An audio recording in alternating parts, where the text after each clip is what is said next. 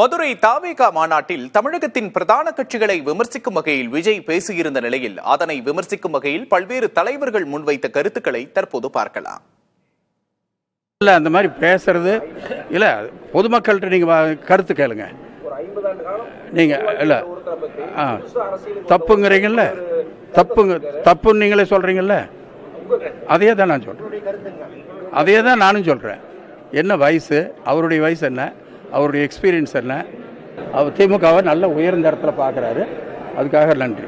விஜய் சிறுபான்மையினர்களை எப்படி அவருடைய திரைப்படங்களில சித்தரித்தார் என்பதை மக்கள் நிச்சயமாக மறக்க மாட்டார்கள். வெறும் வார்த்தைகளை மட்டுமே அவர் சொல்கிறார். அவர் ஒரு அரசியல் முதிர்ச்சியற்ற உரையை நேற்று ஆற்றியிருக்கிறார். நிச்சயமாக விஜய்க்கு ஆதரவாக செயல்படக்கூடிய ஒரு நிலைமை ஏற்படும். அவருக்கு பாவம் இன்னும் நிறைய பேர் படம் தேவைப்படுது. இன்னும் அடுத்தடுத்த மாநாட்டில் எத்தனை படம் தேவைப்படுவார்னு சொல்லக்கூடிய அளவில் இல்லை.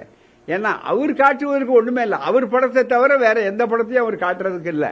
அதனால தான் வேற எங்கேயாவது இரவல் படங்கள் வாங்கலாமான்னு பார்க்குறாரு தவிர உங்கள் கொள்கை என்ன? இதுவரையில புதுதாக வந்தவர், என்னுடைய கொள்கை இது, என்னை நீங்கள் ஆட்சிக்கு அனுப்பினால் இன்னென்ன கொள்கைகளை செய்வேன், அந்த கொள்கைகள் இவ்வளவு சிறப்பாக இருக்கும், அது உங்களுக்கு பயன்படும் என்று அவர்கள் சொல்லியிருக்கார்கள்.